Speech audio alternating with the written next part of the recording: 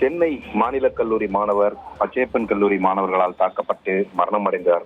இந்த சம்பவம் தொடர்பான வழக்கில் கைது செய்யப்பட்ட பச்சையப்பன் கல்லூரி மாணவர்களுக்கு நிபந்தனை ஜாமீன் வழங்கிய சென்னை உயர்நீதிமன்ற நீதிபதி ஜெகதீஷ் சந்திரா இந்த மாணவர்கள் மோதலை தடுக்குவதற்கு தேவையான ஆலோசனைகளை வழங்கும்படி இரு கல்லூரி முதல்வர்களுக்கும் உயர்கல்வித்துறை அதிகாரிகளுக்கும் காவல்துறை அதிகாரிகளுக்கும் மாணவர்கள் அமைப்புகளுக்கும் நீதிபதி உத்தரவிட்டிருந்தார்.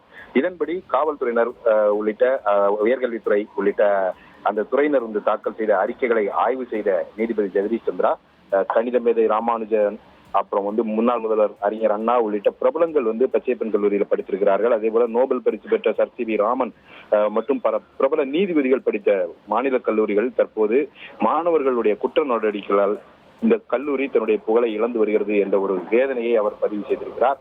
குற்றவாளிகள் பிறக்கப்படுவதில்லை, அவர்கள் உருவாக்கப்படுகிறார்கள் என்று குறிப்பிட்ட நீதிபதி, என்னங்க இனி வீட்டு வேலையில கொஞ்சம் அதிக ஒத்தாசையா இருக்கணும். வேலை கிடைச்சிட்டா? வேலையா? நான் பாஸ் ஆகணும்னு நினைக்கிறேன். எப்படி? பாஸ் வாலா. Boss Wala. Be the boss. கல்லூரி மாணவர்கள் மோதலில் ஈடுபடுவதை தடுக்க அறிஞர்கள், கல்வியாளர்கள், மனநல ஆலோசகர்கள், கல்வித்துறை உயரதிகாரிகள், காவல்துறை அதிகாரிகள் அடங்கிய சிறப்பு குழுவை அமைக்க வேண்டும் என்று தமிழக அரசுக்கு பரிந்துரைத்துள்ளார்.